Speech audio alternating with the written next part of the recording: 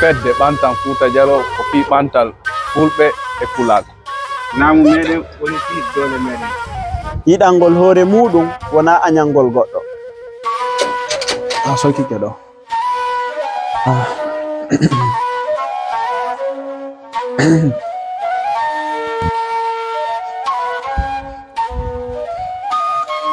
Mari, ono way. Hey jam. No welde? Alhamdulillah. O fewndi? Jam tum. Affaire jeɗi. Alhamdulillah. Sino ayda suuɗi de. Woni wayrdira. Ono woni fewndi. Jam tum. No welde moƴƴa. Alhamdulillah. Umpito famille o? Nana e ɓe jam. Yettude Allah. Alhamdulillah umpitoɓe seeɗa. On to yata? Ala yaade ɗo waɗugo 7:30 andi leyɗe porto. Leyɗe porto no satti. Billahi ala ko joɗete weekend je ɗen. 7:30 ko nunda on 7:30 ma ida andi sa waɗi ɗum wona 5 per mille ma on compte ɗum yata. Wallahi mbari on tigi anda on tigi no dogude to e ɗe leyɗe waɗugo 7:30 ay sakita ande. Allora on mi explicanama on 7:30 ko waɗata 5 per mille ma on ko ONG ɗum yahantama ɗum Chiesa. Donc si tawi ko e ONG sa waɗata seeɗa piiji seeɗa ko innete no waɗi tane kono ko lutti kon ko mboɗima hawkadi quoi.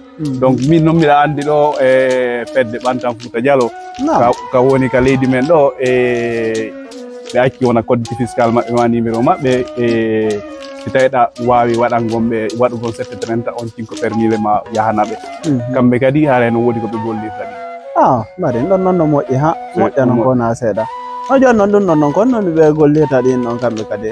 Alors si ɓe ɗi mbuuri ɓe wawi wallitagol fi nattugol fure on ma mo heeɓi ɗo wona probléme jigo harana kanko ɗaɓɓiti ɓe wawi wallitagol ma ɗum wona hiɗa andi ka men no woodi ton forage si wona forage yiɗa andi ca e buyno ton hara ɓe mapori wona ndiyam ma labtaniji ma école ji donc ɓe wallitoto fi ɗum noon no moƴƴi ha wallahi.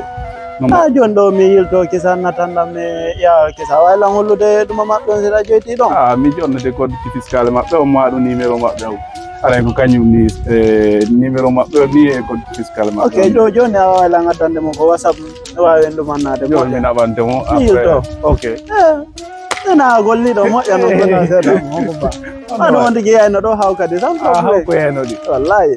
Ok merci. Ok merci beaucoup.